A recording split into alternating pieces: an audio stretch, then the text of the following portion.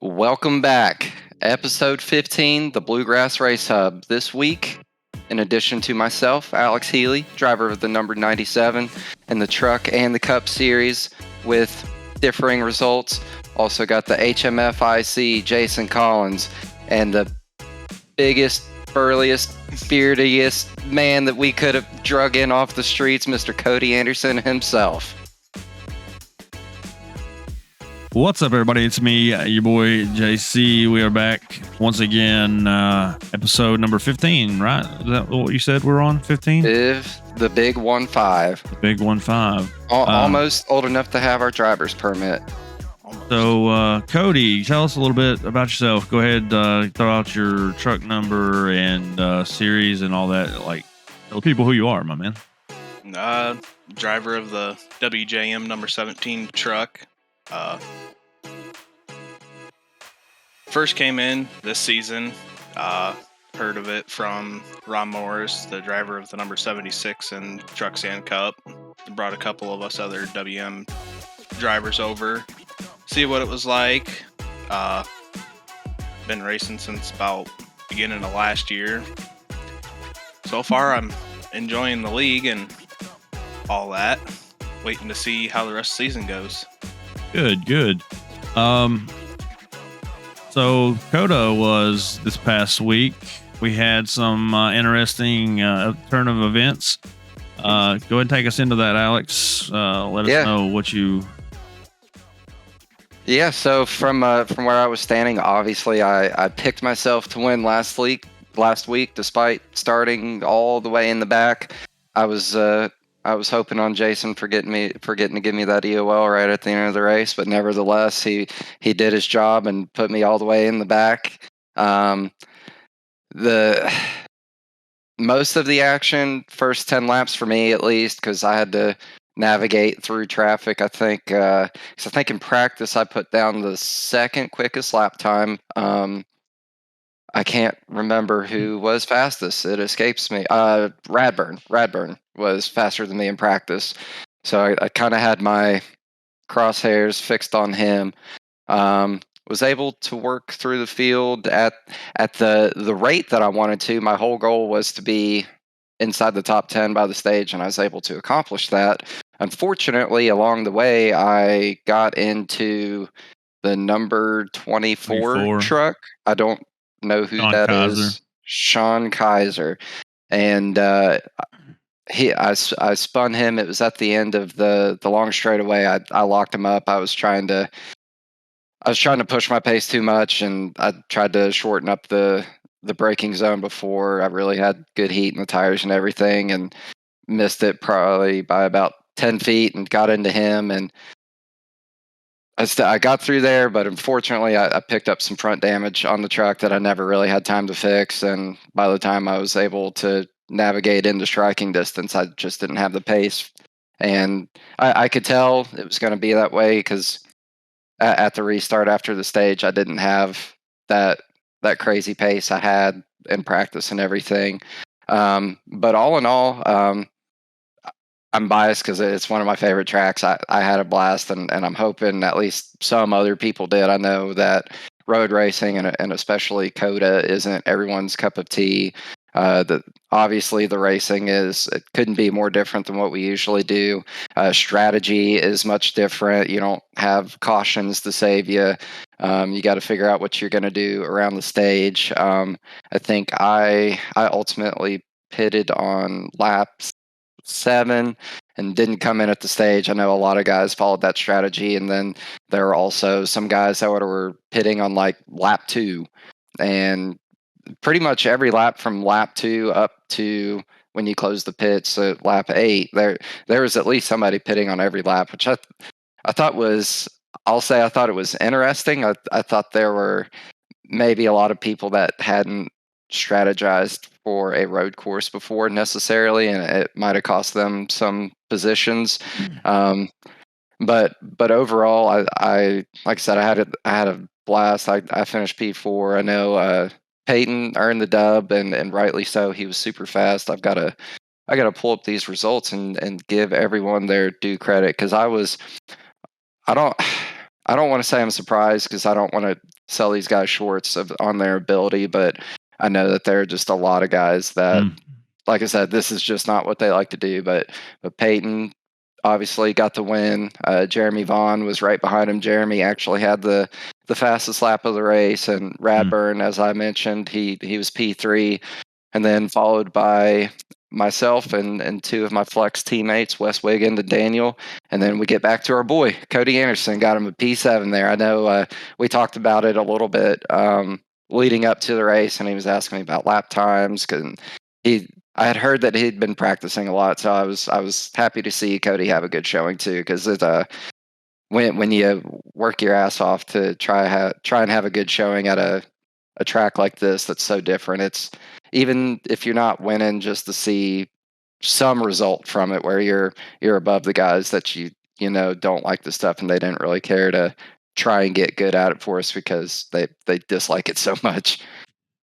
Yeah, to work that hard at it, you know, you want to have a good finish. And Cody was actually, in my opinion, he had an opportunity at one point to run with Peyton and Jeremy. He was right there with them. I think it was just prior to the stage, and then after the stage, got caught up in a little slow traffic. Seems like. Go ahead and give us your take on that COTA race from your perspective, Cody. Well, that's all the guys at WJM. We went into that. I think Ron was the only one who wasn't on the same strategy as Fernando, Drew, and I. The three of us, we did not pit before the stage break. We ran the whole stage on one tank of fuel, and I think Fernando's the one that came out the best with fuel mileage. I was telling them as we were coming around for the caution for the stage, I'm shutting my truck off right at the line and coasting that whole front stretch. And I think Roger had told me, because he was up in race control with you, he jumped in my truck after the stage and he was seeing how much I was shutting it off and turning it on just to make it back. Pitted for the stage. I think I came back out P8, P9. Mm-hmm. But once I seen everybody who stayed out, I was kind of figuring I was going to be right around there coming back out. And then got caught up in some slow traffic, and there was an incident into one of the hairpins that kind of slowed me up a little bit more. But kind of called How close were you on fuel getting to the stage? Because I considered doing that, and I didn't think I could pull it off. I had 0.4 laps left. That's not bad. That's not. It's not bad. And when Peyton and Jeremy pitted, I seen how far I was in front of them, and I had Fernando. He was 5 seconds behind me, and then on their fresh tires, they just caught me too quick, and I couldn't keep up with them because I needed to save fuel. Yeah. Yep. And in the trucks, particularly, I can't speak for the Xfinity series, but the tires go quickly. Like, yes, after I would say after Xfinity. Yeah, after about 7 laps, like it's like ice. The entire the truck can come around when you're going 30 miles an hour, not on throttle. It'll just go, which actually did happen to me at the end of the race. Luckily, I was far enough ahead of whoever was behind me. I didn't lose a spot, but I just did a 360 going like 35 miles an hour. Oh, I didn't see that. I didn't see that happen. So, do you all feel like that COTA was a pretty good week for both of you then? Kinda. I didn't do what I set out to do. I'm not going to tell you I'm mad about finishing P4, and I think I might have had a better shot at it had I not had all that front end damage, because once I took fresh tires, the truck never felt the way it did at the beginning of the race. And obviously, I really wanted to win that one, but at the same time, P4 is a good points finish, and I think I got a stage point or two. I was 9th or 10th at the stage, so it's hard to be mad at that. All things you considered, were 9th in the stage. 9th, okay. So, I mean, it turned out to be kind of a wild race for all three series, and from my perspective, from race control, seems like we had some incidents there pop up. One of those being incident with you on lap 2. I know we discussed it a little bit there. You want to kind of bring us in and let us know? I see you're locking the truck up hard, trying to avoid everything you possibly can. Yeah. Kind of walk us through that. Yeah. So, like I said, my whole goal was to be in the top 10 by the stage, because obviously I had a long way to go, and not to disparage any of these other guys, but I know that they're not road racers by trade. They don't. It's not something they're interested in. I get it. That's fine. But when you're like me, and like I said, I set the second quick lap in practice, and you're navigating through guys that are 10 seconds off of your pace. Some of these guys, and the breaking points. Some, like, if I try to stay in line, like I'm breaking 100 meters before I normally would in some scenarios, and for that right there, I knew at the hairpin a lot of times I can just outbrake these guys because they're going to break early, and I pushed the envelope a little too far, and obviously I was locking them up there, and I was trying to modulate the brakes somewhat to keep them from locking up, and I ended up locking them up there kind of towards the end of it when I got into Kaiser. Yeah, and it's an unfortunate thing, and like I wasn't out to I didn't want to race those guys at all. I didn't ever want to see them again. Basically, I was just trying to check boxes off and get into position to where I could be around at the end of the race to try and get the result I was after. So I don't think that they would think it's malicious. I know maybe the person that protested me, I don't think he's a big fan of some things I've said on the podcast in the past, and that I think that might have played a role in it, since he wasn't really involved in the incident. But be it as it may, I got into a guy and I got protested, and the panel found me guilty of my crime. So now I am on probation for another 2 races. So I get to figure out how to go through the field some more. and so, kind of, I want to break it down why it ended up being another 2-week probationary period. Is basically there was no caution brought out. So if we would have been on a regular oval instead of a road course, and the caution would have came out, then obviously it would have been a step up on the probation level. But since there's no caution, it was aggressive driving resulting in a wreck. At the end of the day, still penalty, still 2 more weeks. But we'll live to fight another day, and hopefully I didn't make any more enemies, because it seems like I got plenty of them at this point, despite my best efforts. So we'll see how it goes.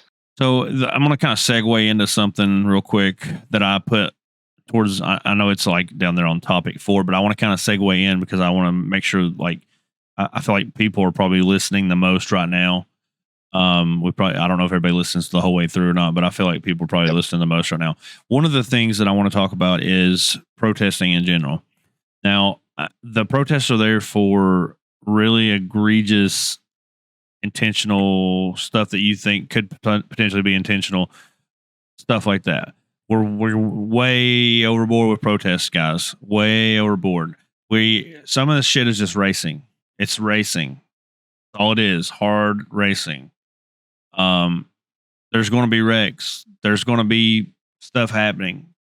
Now, it's just becoming where it's a lot more work, more time that I have to put in. It's more time that the committee has to put in. It's more time that I have to try to track down all the guys and get all the reports and answers, and it's too much. We got to dial it down a bit. Some of this shit has to be policed by the drivers themselves. You guys have got to figure it out on your own on the track. And this is not me saying go out there and just plow through and wreck people. That's not what I'm saying. There are ways, though, and every racer knows this. And if you pretend you don't, then you don't need to be on the track, because there are ways you can pay people back without wrecking them, without dumping them, without destroying them. Stuff. There's ways, If you're not familiar with the ways, you can watch me in about 3 weeks, and I'll show you. and there are ways that you can do these. You give a guy moving a guy is different than wrecking a guy, and that's kind of another issue that we had with in the Cup Series. We'll touch base on that later. But when you can move somebody and not wreck them, and when I say move them, maybe you got them a little loose. Okay, so or you slide them up the track. You use 8 wheels instead of 4. There are ways, and it's just racing. Now, is it clean, hard racing? No, it's dirty. I mean, but there are ways, you can get, some sort of, you feel like you got retribution in a way. I don't want to say payback. I feel like payback's a dirty word. Go watch Denny Hamlin at Gateway. Yeah, it's dirty, but it was inside of the rules. And that's the thing, you have to play within that sandbox. That sandbox is there for you to play in. You figure it out. Drivers need to do more policing on of themselves and a better job of just handling stuff on their own. It's like, to be honest, what it feels like is you feel like you're dealing with children. And I'm not trying to be disrespectful to anybody. I'm just being straight up with you. It feels like you're coming to a teacher and you're tattling on somebody, or you're going, "Daddy, my sister pulled my hair," or whatever. It's that's what it feels like, and that's essentially what it has become at this point, because it's just insignificant contact, insignificant stuff that's going on, that's being protested. Meanwhile, we have other rules being broken due to, like comms rules, for instance, are being violated, and that's got to stop. I've got one, Jason, that because I don't like to tell on people, I haven't, but I swear to God, the next time I see one of you on the track when we're in the driver's meeting, I'm telling on you every time from now on. Yeah, every time. The simple rule, and it's because it's distracting to everyone. It's hard to hear. There's it's a rule. It might be you might think it's stupid, silly, whatever, but it's a rule. Yeah. And rules are there for a reason. Rules are there to guide us. Rules are there to keep us in our bounds. Rules are there, and I try to follow the rule book to a T, and I've been lenient the first few weeks because I know we got a lot of new people, and I appreciate the hell out of everybody, and I want everybody to stick around and enjoy the season, enjoy the league and the racing. But if you guys can't figure it out on your own, then what comes next? The hammer. It's going to get bad. The hammer's coming. I'm telling you. The big bonk is coming. And I'm sure Alex can tell you, it's whenever I have to get involved, things aren't pretty. Yeah, this ain't my first time eating penalty shit. All right. Right. And it's not fun, especially if you truly think you're competing for a championship to, like I'm about to have to do, start 4 races from the back. And I view myself as competing for the championship this season. And this is not, if I hadn't put myself in that position, I might be sitting here with a win at Dakota and who knows what else these next 2 weeks. So it sucks, but that's part of it. You're sitting P4 in points. So obviously, I mean, it could be worse. It could be worse.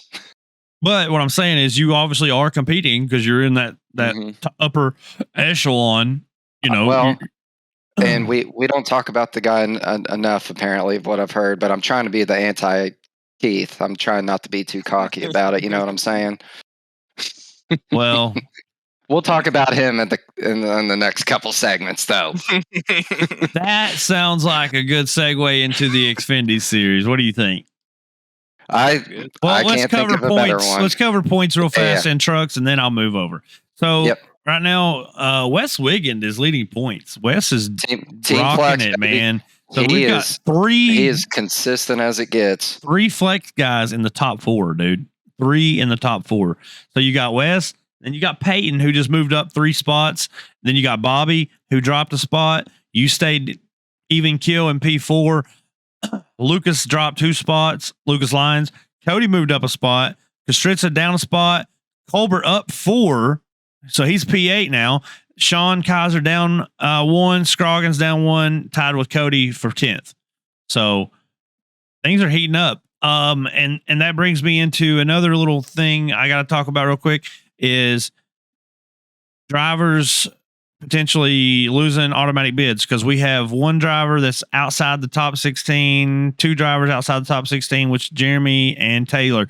So Jeremy has ran all 6 races, but Taylor has missed 2 races already. If Taylor misses 2 more races, he loses his automatic bid for the playoffs. So make sure, if you're listening to Taylor, you don't want to lose that automatic bid. So make sure you don't miss more than 4 races. If you don't run at least 10 races of the regular season 14, you lose your bid. So just keep that in mind. Also, I don't know if this is a rule. I'm asking, and you'll inform people, I'm sure. I know in NASCAR, if you have a win, but you're outside the top 30 in points, then you're not automatic. You got to be inside the top 30. Do we have anything similar to that?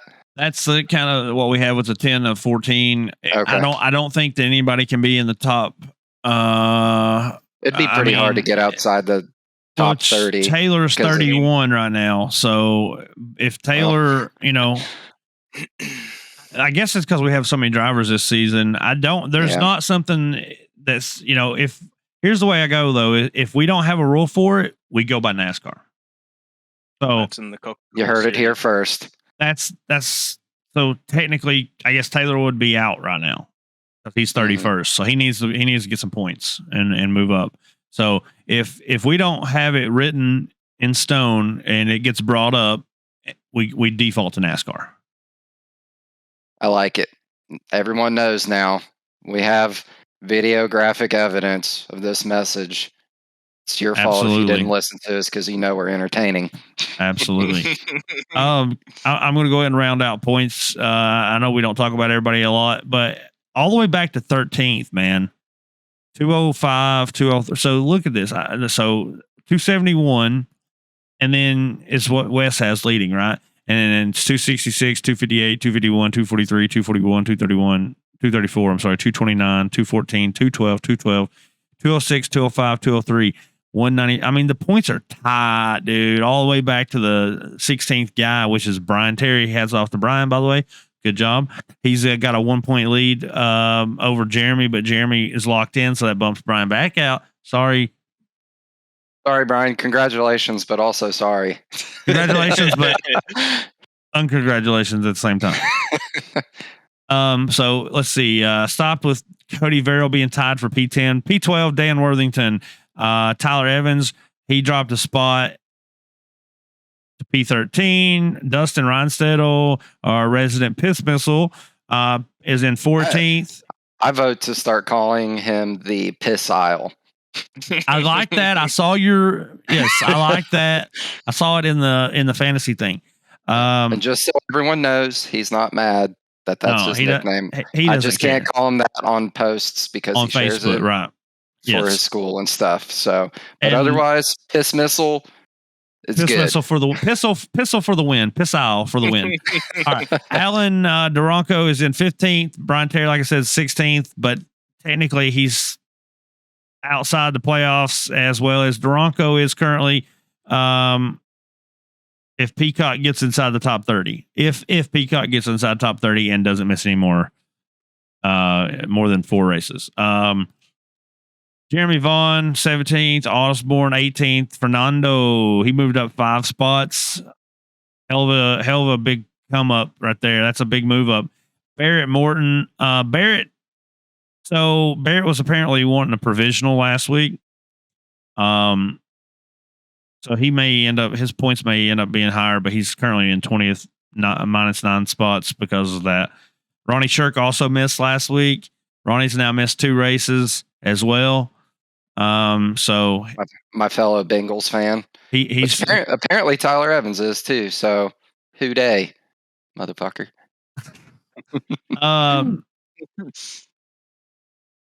where was I at? Ronnie Shirk, Drew Prohl, 22nd. Ron Morris moved up 3. CJ dropped 8. He's missed 2 races already. And then you start getting down here. Adam Lang, he's out for the rest of the season. Unfortunately, Adam he was looking good, man, because he's only ran 3 races and he's just 8 points behind CJ, who's ran 4 races and behind Ron, 7 points behind Ron, or 9 points behind Ron, who's ran 4 races, or 5 races. So unfortunately, I hated that he had to drop out, but due to work, but things happen. Life is more important than iRacing. Michael Cole is in 26. He's up 6 positions. David Brackett dropped 6 positions, and he's in 27th. George Gibbs, 28th. Mark Gilbert, 29th. Will Weber up 4 in the 30th position. Taylor's in 31st. Twitty's in 32nd. He missed the race also. Dropped 3 spots. Aaron Jackson dropped 3. He's missed the last 2. John Valentine dropped 1. Derek Puckett is in 35th. Justin Holt, 36th. Bentley McFarland, 36th. And then Gary Zorski just signed up, so he missed the first 4 races. So he can't miss anymore. And he's in P38 at the moment. Then it gets down into the guys that aren't part of the series. They're just kind of floating around. So now it's Xfinity time. Now we move on. All right, guys, we're going to talk about the Xfinity series now.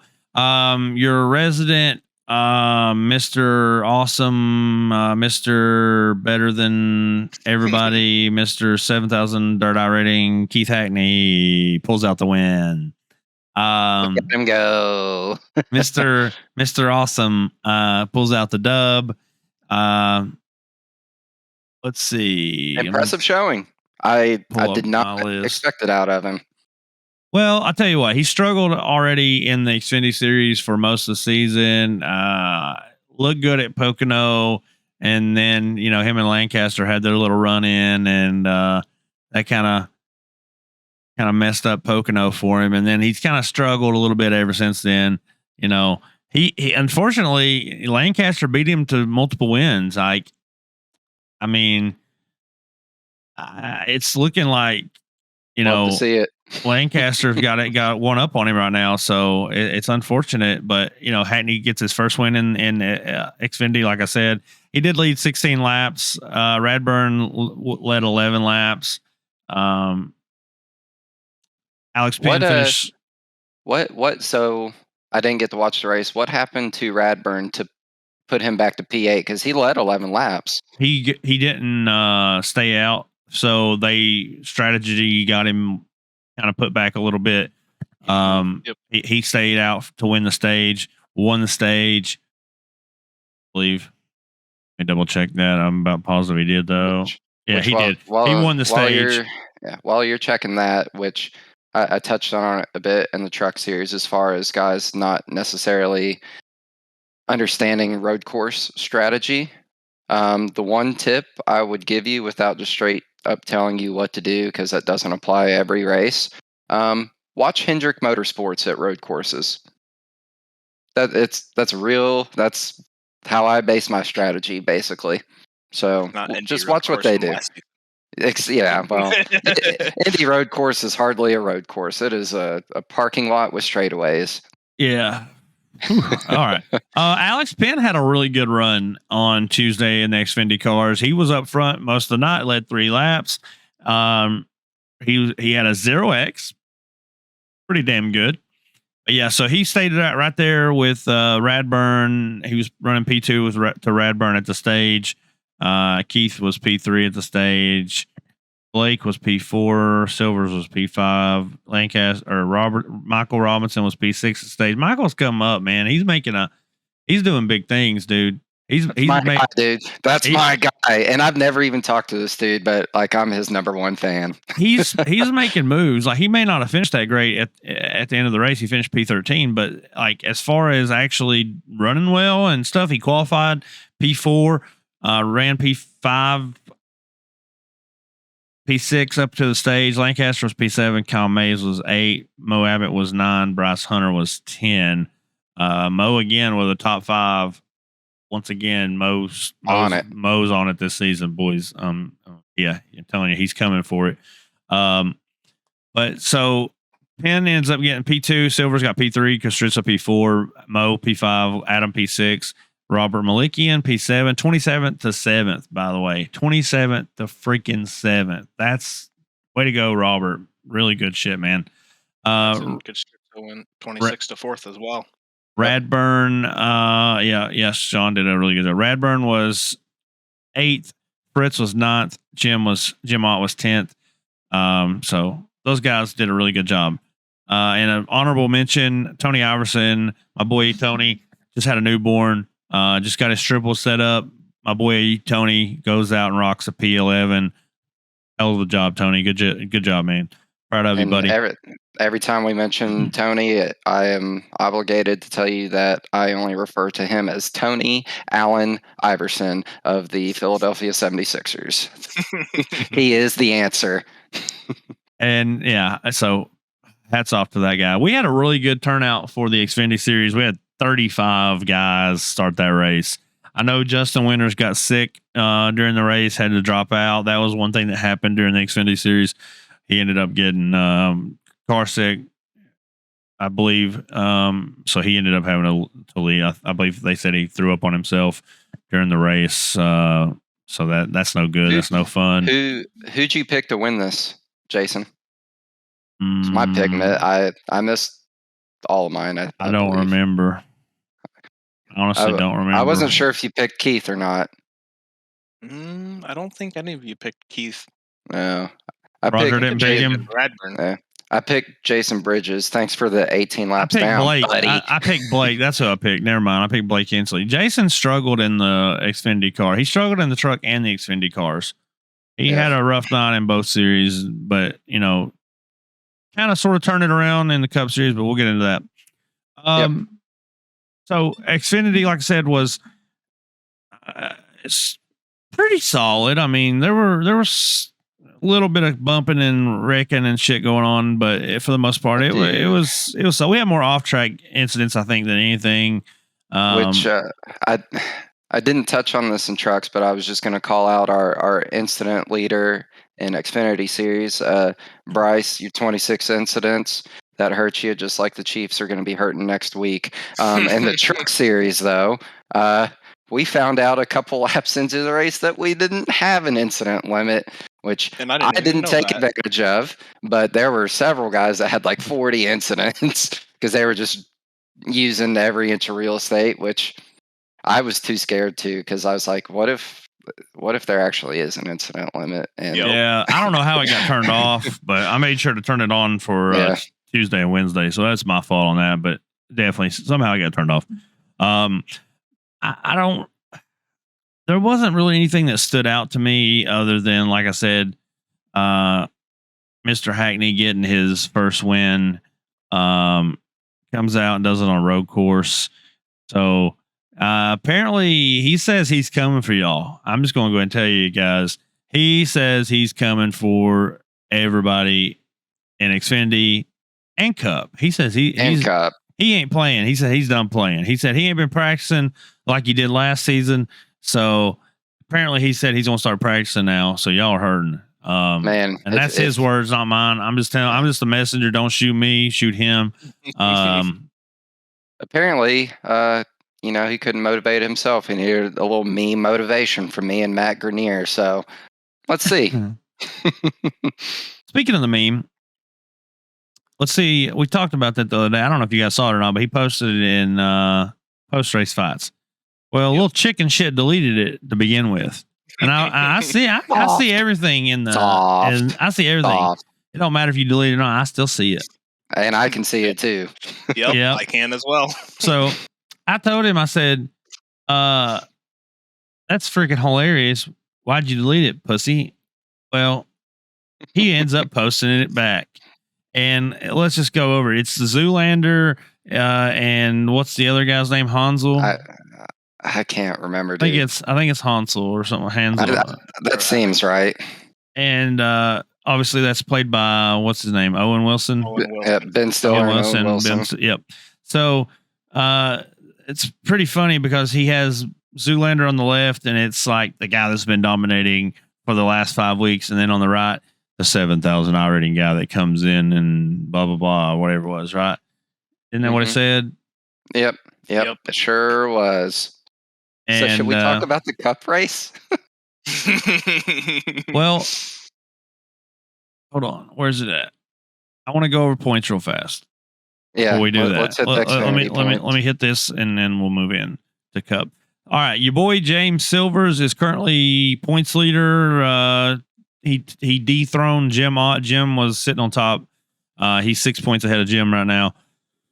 Third is Kyle Mays, who also dropped a spot. But he's only 13 points out from the lead and only 7 out from Jim. Adam Lancaster sitting in P4. All right. Adam is 247.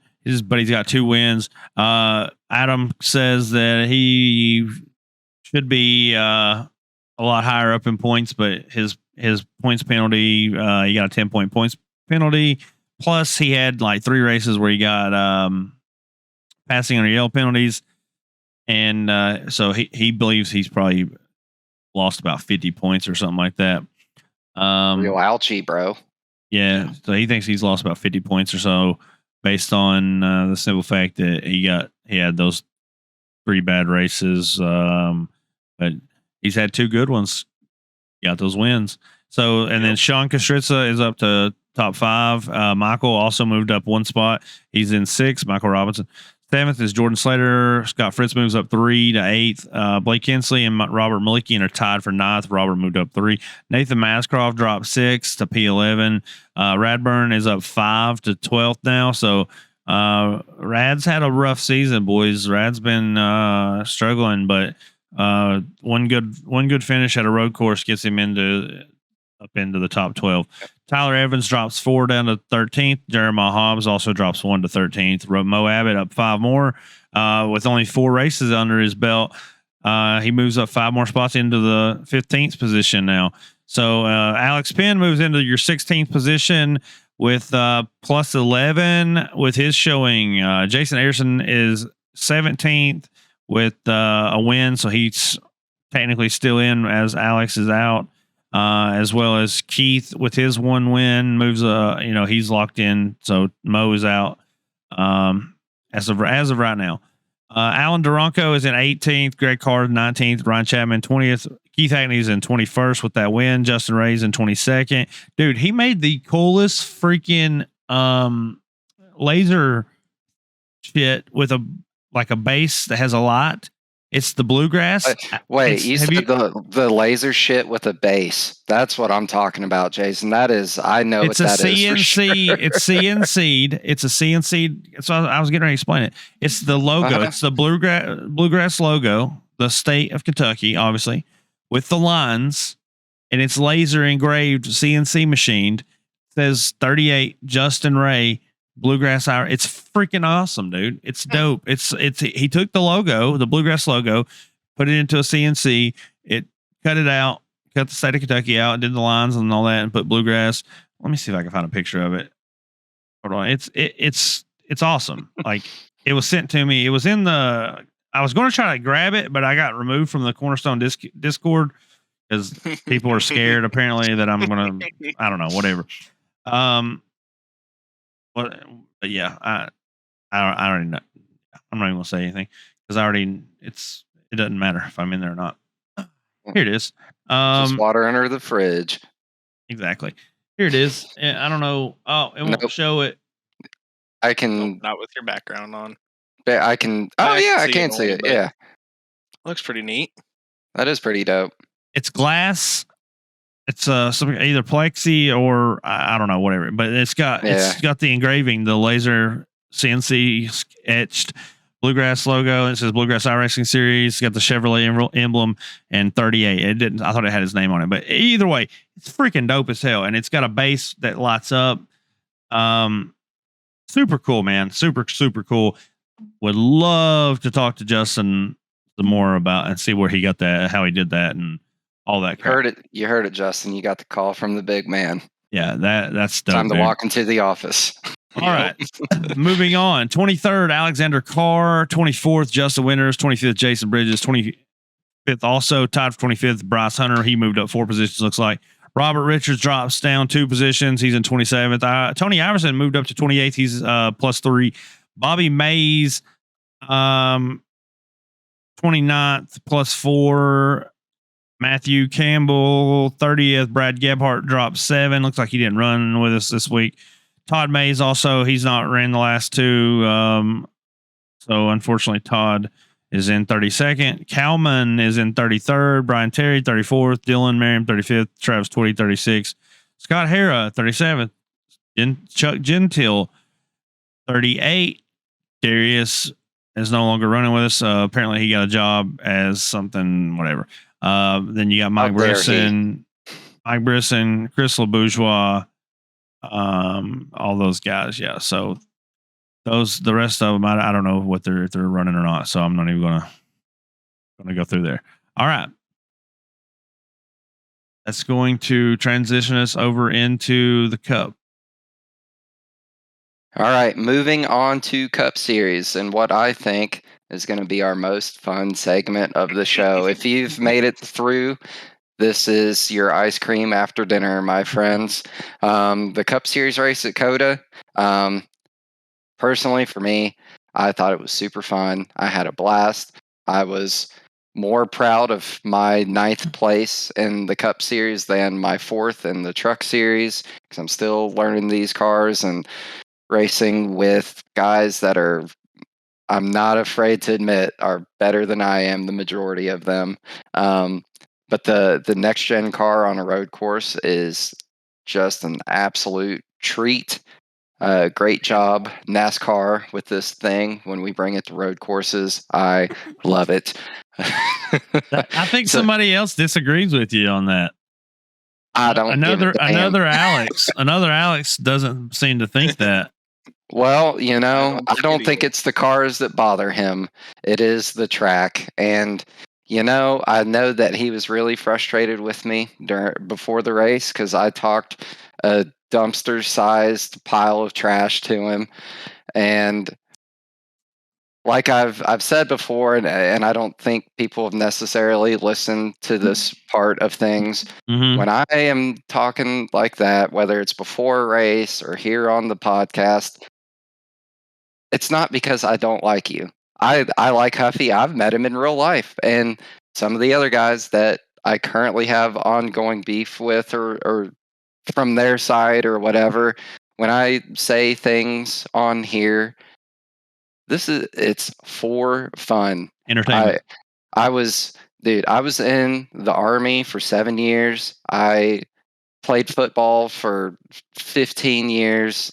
Like, this is how I communicate with my friends. If I take the time to bother to make fun of you or talk a little shit with you, it's because I like you. It means I like you. Same here. Yeah. If I didn't even bother, then like I don't. There's no one in this entire series, and people have done some bad things to me. I might have lost the championship, and I have no ill will with that guy now. Right. Everything is that's in the past. Racing's racing. I don't want to say like I know more, but like I've done some of this stuff in real life, and I know how racing goes, and I know people get hot sometimes. There's nobody in this league I don't like. I'm truly appreciative of every person that spends their hard-earned money to come out and have fun with us. And amen. And we've said it a million times. The guys that get hot about it, me included. I wasn't hot, but like we had a conversation before the podcast about my incident, and people give a damn. This is something that people care enough about to have a response when things don't go their way, and that in itself speaks volumes about the league that you formed. I say we a lot, but like this is your league. You ask me to help with something, yeah, I'll help you with it. But this is your thing, and you've done a great job with it. Thank you. But But to all the guys out there, like, yeah, I could come on the podcast every week and I could just sit here and say, Alex Huffman finished second, Keith Hackney finished. Like, no one wants to listen to that shit. Let's have some fun. Yeah, exactly. That's what we're here for. Yeah, and another component, because specifically we're talking about the Cup race and Huffman and our little back and forth. That was mind games, and I know that they worked because when I worked through the field like I knew that I would, and I was on his bumper, he went to the pits because he might have thought not that I was going to do something unseemly. I wasn't. I just wanted to race the guy, honestly. And unfortunately, he had a disconnection and said that was the only way I was going to beat him. Whatever. His power went out. Yeah. Power went out. I think a Hurricane Healy came through.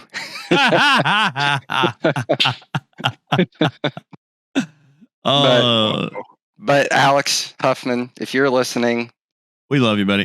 Don't take this shit personal. We love you. I'm glad you're here. I'm glad you do these schemes for guys. You're a heck of a graphic designer. Amazing. But true talent. That's all of the licking of ear balls that I'm gonna do, buddy. All right. So Cody, you were in the booth with me on Wednesday. Tell us what you remember. I was. There was a few things that we had come to our attention that I don't know if they should really dwell on it or not, but it was between Bridges and Farmer. Yeah. That I think that's more of a racing incident thing. It was a dirty thing to do, and we told Bridges as much, but at the end of the day, hard racing, you're coming to the white. It's a road course. Kind of like how I was hard racing in the truck series. Well, that's in. But go ahead, Cody. I'm sorry, I didn't mean to interrupt you. I just want to add a point there. But I mean, we also had something with our top two drivers that were running. They had a racing spicy, incident. Yeah, very spicy. And I didn't know about this. Kudos to Curtis and Frankie.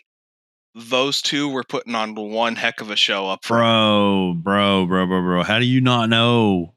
Did you not see this? I guess I was too caught up in the. All right, man. We're coming to like 3 to go or something. Yeah, I think it was 2 or 3 to go, and they were going through the S's. And they got the leaders got together. Frankie ended up spinning around. Frankie spun around.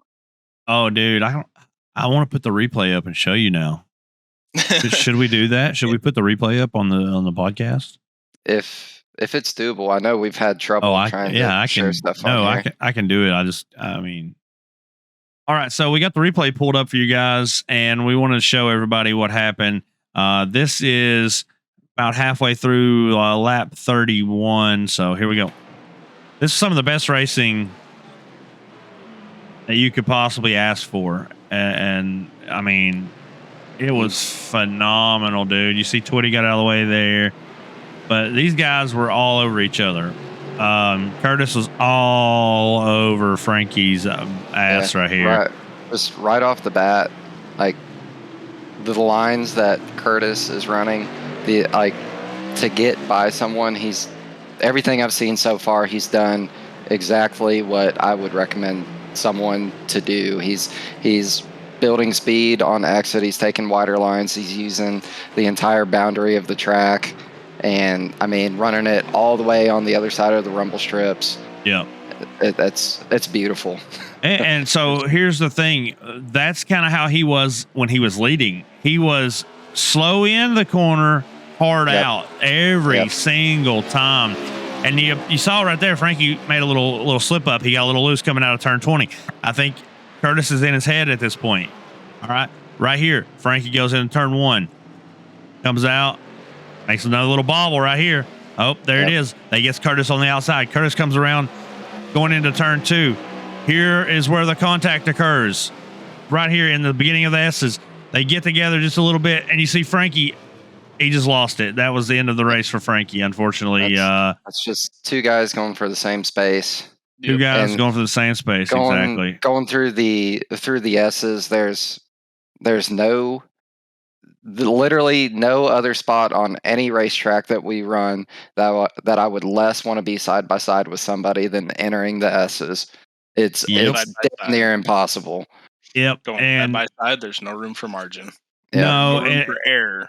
And I talked to Frankie about it. Frankie asked what my opinion was, and I gave him. I said, "Listen, man, it sucks all the way around. It's very unfortunate. It could have been a really, really, really good last 3 laps of the race, to the point where we would have, it was these laps here were amazing leading up to it, but it really ruined a fantastic finish to the broadcast and all that.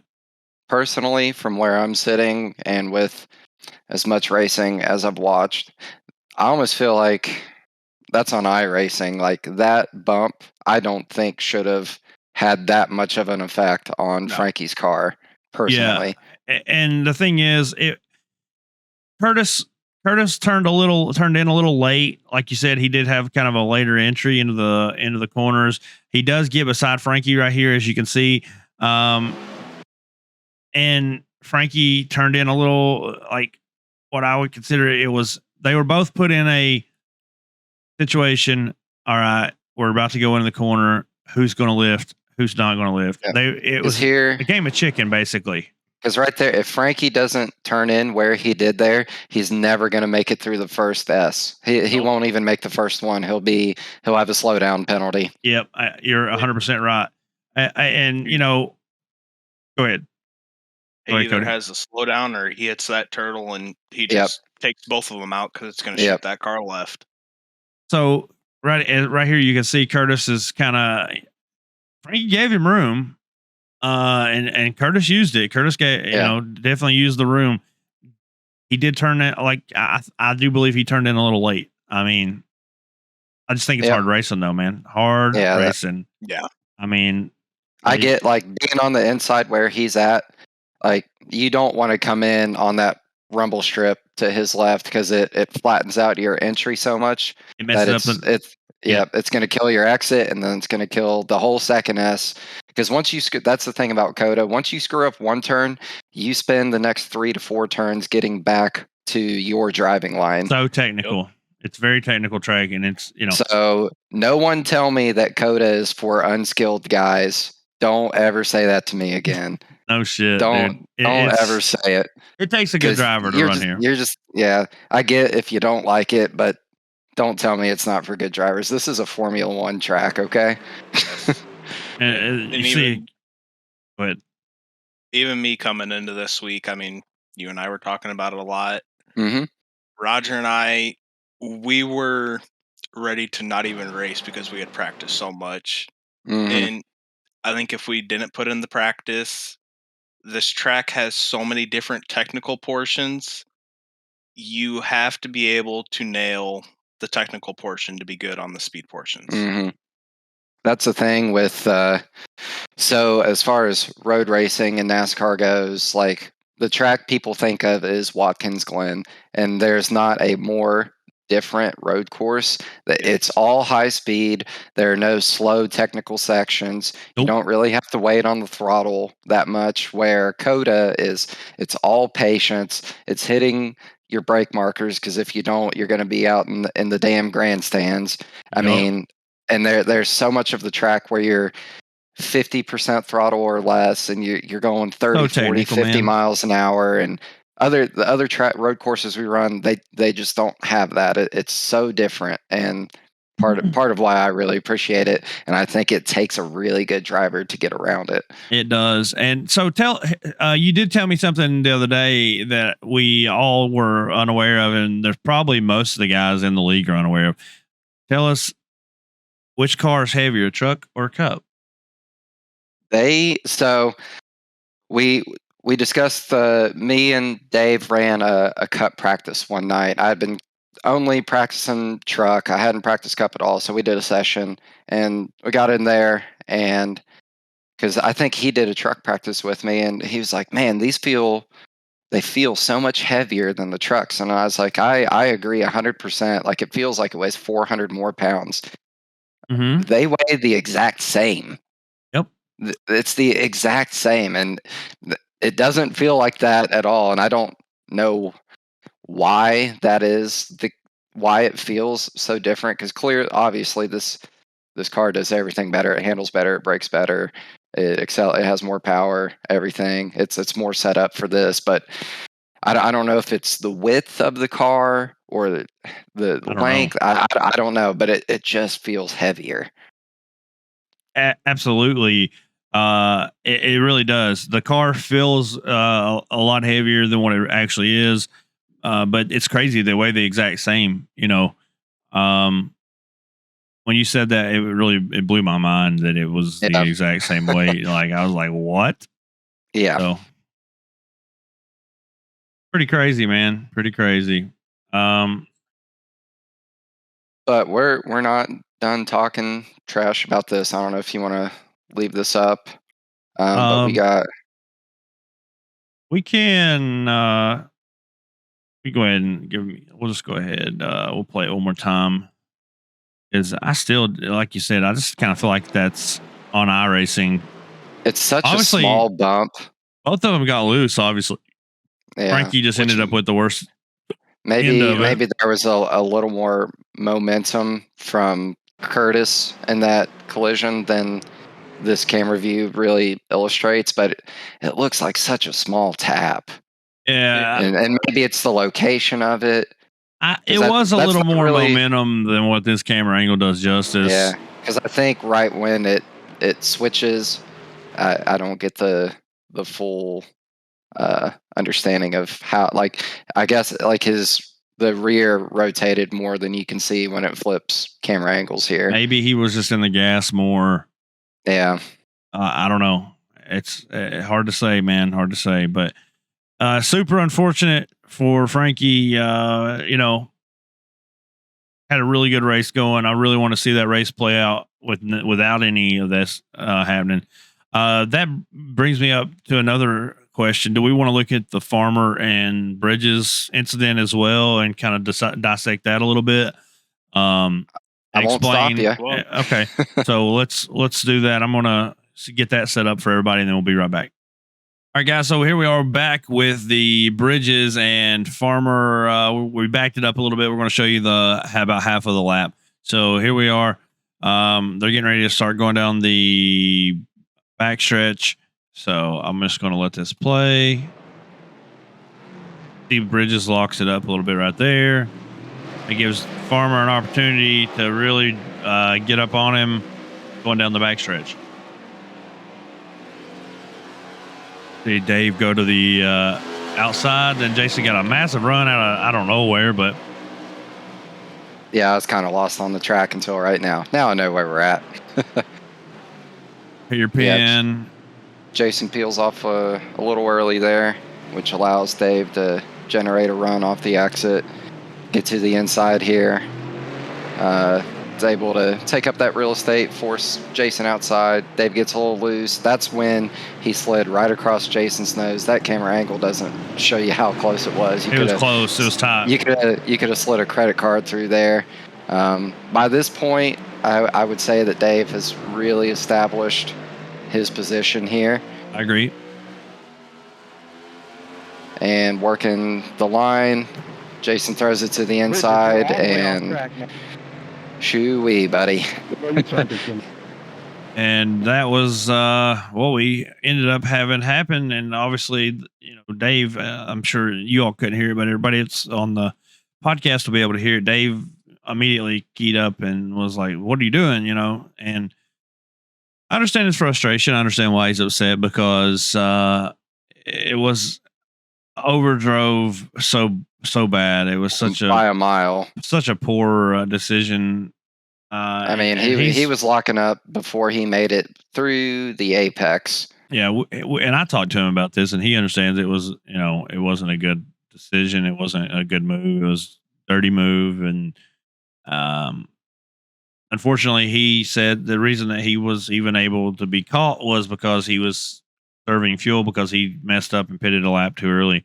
and so he was afraid he wasn't going to make it to the end. So he sacrificed a little bit of his lead, which then allowed Dave to.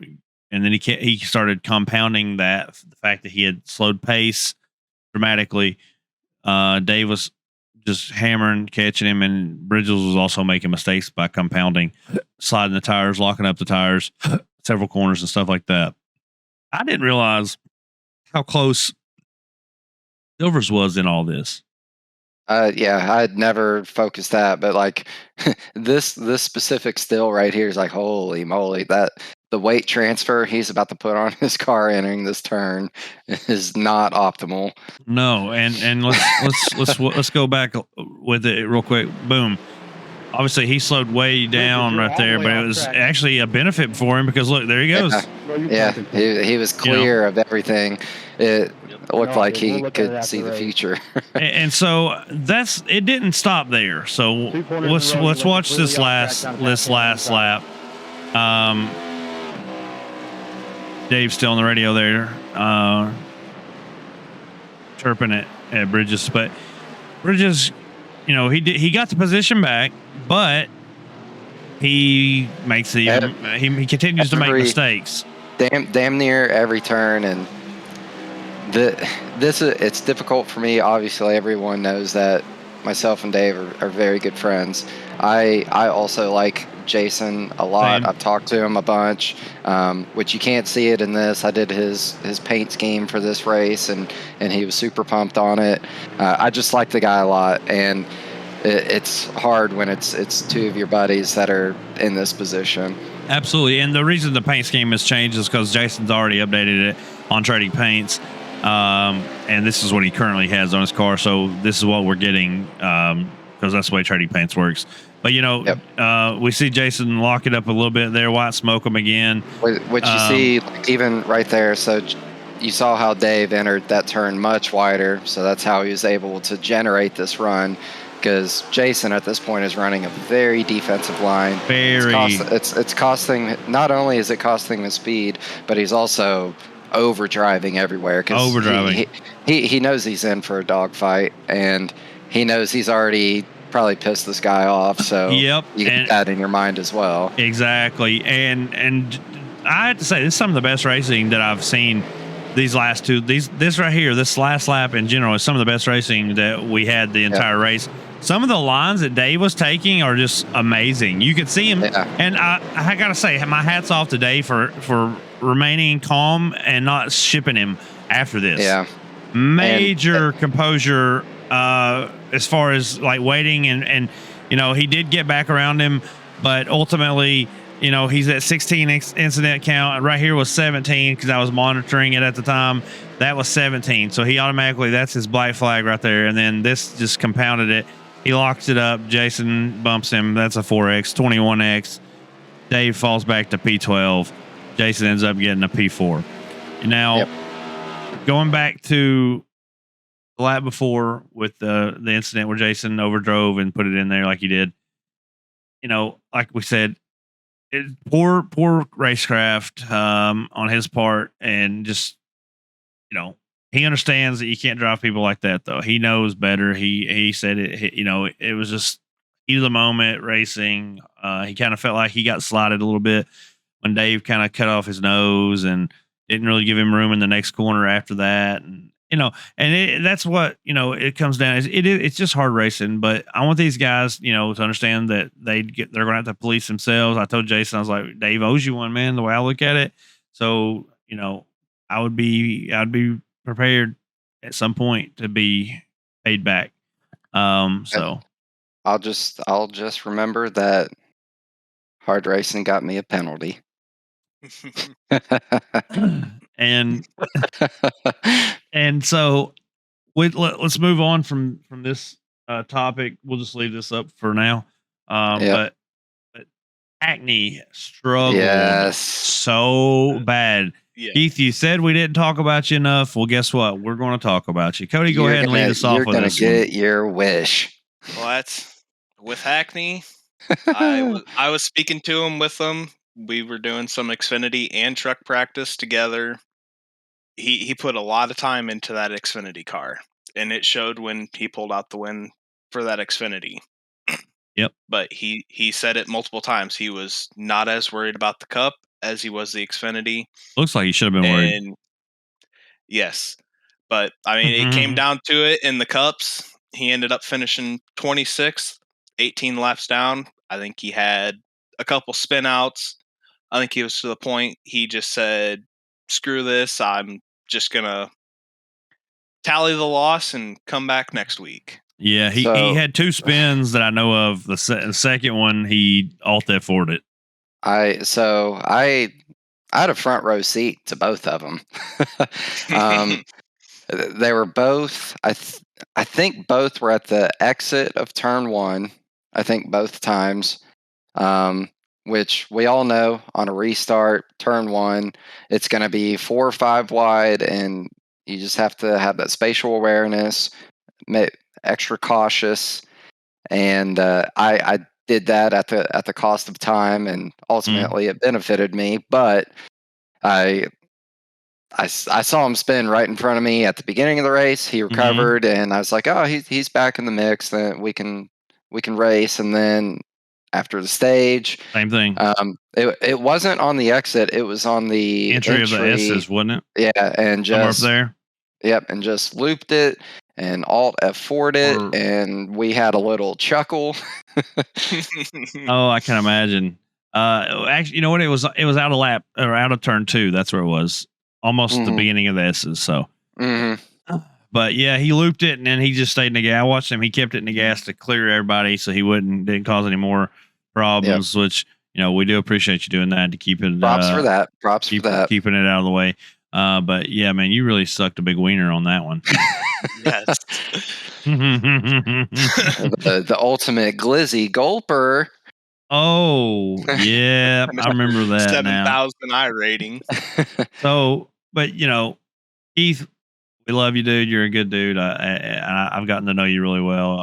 And I've come to like you as a person, and as a racer. And you give us a lot of fucking drama. Excuse my language. Of all the people we're trying to keep that, it PG-13.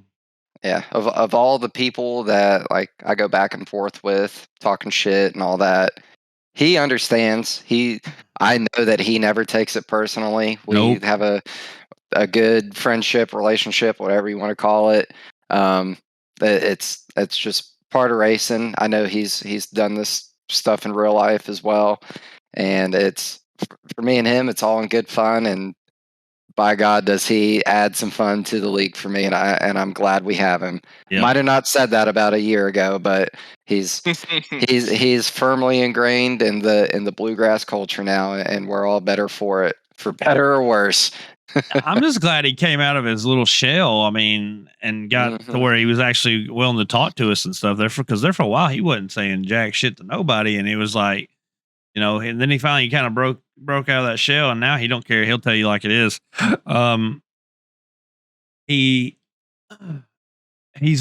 a good shit talker. I will give him credit, but he's been telling me the last couple of days that you boys better watch out. You boys are in for a world of hurt, I think that's how he put it. What am I watching out for? Who? Yeah, that's what he said. He's coming with practice and all these. What number car does he run? I don't even know who this is. And I know, right? He said he's putting in time and he's putting in practice from now on. So he says y'all are in for a world of hurt. You don't even know what kind of pain he's going to bring and cause. And I think that he might be like bringing out the tombstones again, or Jeremy. I don't know. Jeremy was talking about something about bringing tombstones out again for him. I can't wait to be on this car. I can't wait. And so he'll probably, I don't know if it's going to make a comeback at Gateway, but I think the tombstones might be reappearing. And if you don't know what we're talking about, you just stay tuned and you'll see it, I'm sure. But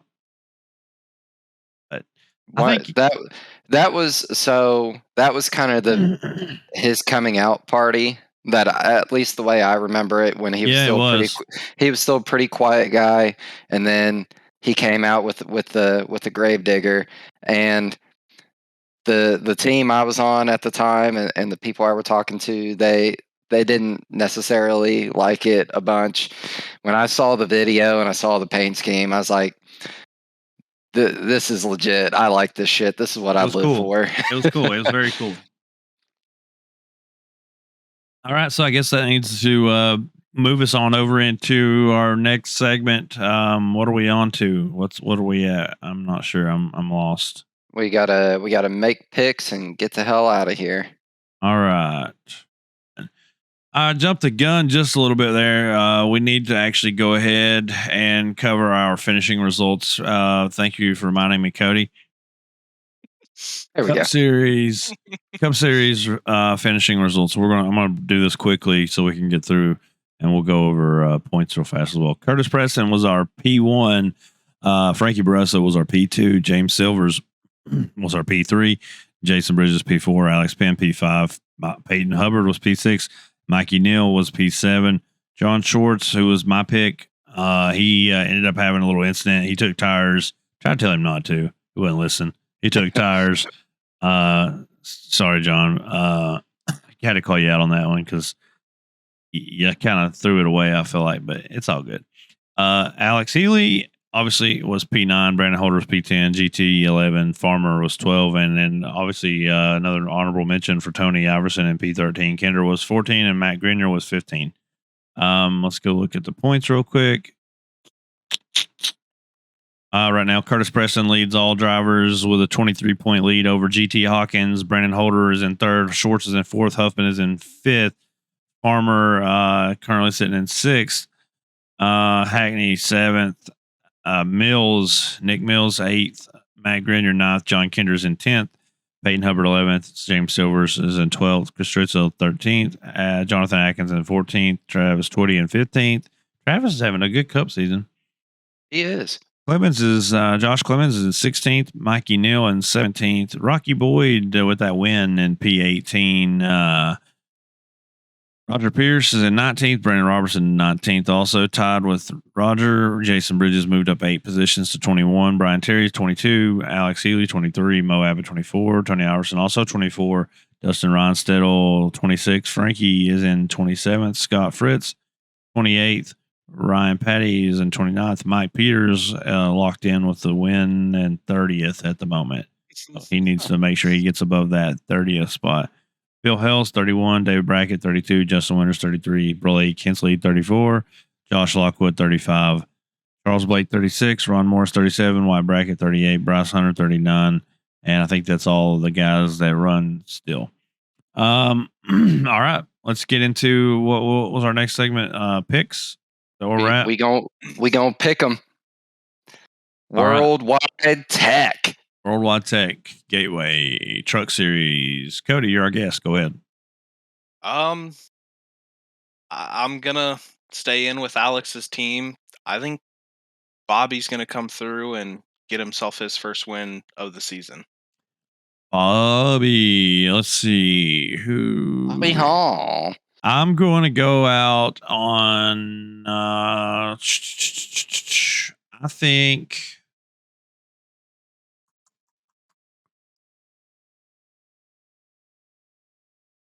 Damn, I don't know. I was going to say Gary Jaworski because he almost won it last season with a fuel strategy. I was going to say Gary. You know what? I am going to pick Gary. I'm going to have faith in him. If he doesn't wreck and step on his own dick, he's going to win. Isn't this where the big his big deal with Dan went down last season? That was New Hampshire. You're right. Yeah, this is the one where he almost won. He ran out of fuel coming out of 4, remember? Gotcha. Yeah. I think if Gary don't step on his own dick, pecker, whatever, he'll pull out. He'll have a fuel strategy or some crap. He's gotten better. Word. Well, I was worried that Cody was going to take my pick, and I'm gonna stick inside of Team Flex. And it's not me. It's Wes Wigand. That was my other. Yep. That was my other one I was going to say. My man has been so consistent. He's kept a cool head all season. I know that he is very talented and he's real good on tracks like this. And I think that Wes is gonna get it done. That's a good pick. All right, that puts us over Xfinity. What are we thinking? Go ahead, Alex. You'll let you go this time. I'll go last. Yep. Oh, I got her pulled up. Let's see. I know you're not too familiar with everybody in here, but you kind of have the gist of who's who. I know what's what and all that good stuff. I'm not gonna pick Michael, which means he'll probably win this race again. Probably. Because he only wins when I don't pick him. And he's probably never listened to this podcast, so he doesn't know the man crush I have on him. And I've never even spoken to this dude. But I'm gonna roll with Blake Hensley. I picked Blake last week. So hopefully he doesn't let you down like he did me. And I'm just kidding, Blake. Let's see who we got. Yeah, I think it's probably Kyle Mays' turn to get a win. I think he's that's solid. That's solid. Yeah, he was inquiring about some stuff the other day, so I think Kyle's going to be ready for everybody this coming week, and he's probably he's due. I think he's due. All right. That moves us on over to the Cup Series. I'm going first this time. And I think I'm going to take Keith Hackney. You bitch. He's going to come out and redeem himself. The old redeem team, huh? Yeah.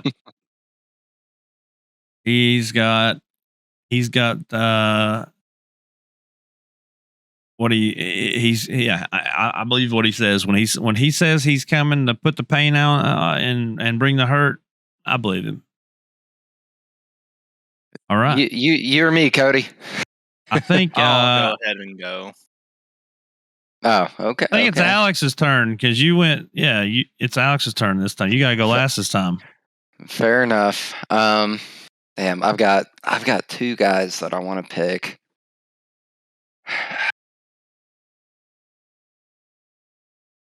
I'm gonna pick this person, and before I say it, Jason's gonna know who I'm picking by what I'm about to say. But this person, despite what you've been told, I've not talked any shit about you ever. Oh, yep, I know exactly who you're talking about. Yep. If you don't hear it from my mouth, don't listen to it. John Kinder's getting the dub. Solid pick. All right, Cody. I'm gonna go out on a little limb. I think Mo Abbott's gonna put on a good showing. Oh, probably should have picked Mo in Xfinity. Who did I pick in Xfinity again? Kyle Mays. I bet. I think Kyle's a good pick. Mo's a good pick, though. Mo is a good pick. So that is I think solid. he's gonna lift himself up in the standings and go out to Gateway and get himself a win. Well, hopefully it does work out for him. That's we need to cover one more thing for Healy. Go ahead about your fantasy league.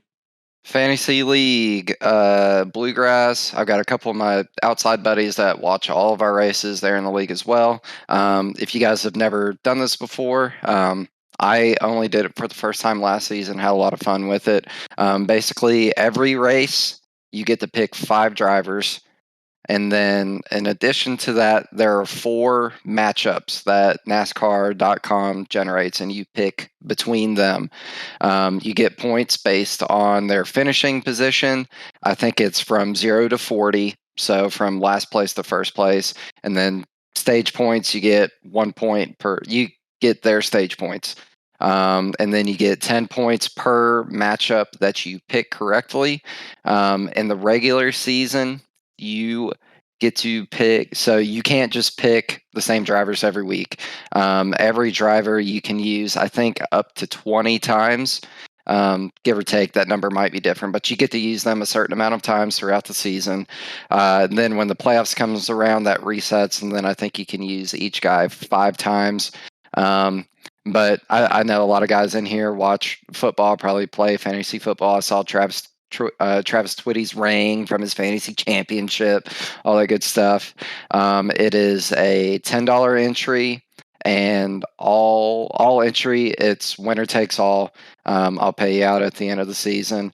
I've got a channel in our Discord. It's at the very bottom under other. I've got all my payment information in there. Send me payment. I'll add you to the list. There's no cap on entries. I know there's just 10 on there right now, but there's no cap. We could have 700 people in there for all I care, and more money for the winner. So just adds another dimension to when you're watching a NASCAR race and your guy inevitably gets wrecked out. You got something else to root for. So it's a lot of fun. Another little bit of bragging rights. So come out, have some fun. $10. Maybe you'll take home, 100, 500, 700, however many people we get sign up. All right. You did such a good job last week closing us out with the sponsors. Why don't you go ahead and do it for us one more time? I'll do my best. Sponsors, Kinder Performance Group, John Kinder. Like I said, I ain't got no beef, homie. Huffman Designs. Like I said, I ain't got no beef, homie. Scott Fritz Designs. Like I said, I ain't got no beef, homie. Butt Kicker. I don't know anyone there, but I also don't have beef with you guys. Red Rocket Buildings and Barbecue, Elevated Outdoors, and WJM Motorsports. We got the man right here. He'll tell you all about it. If he moves his beard, you can see the logo, and if you can't see that, well, just damn look behind him. That's it. That's all we got. I'm Alex. That's Jason. That's Cody. See you next time.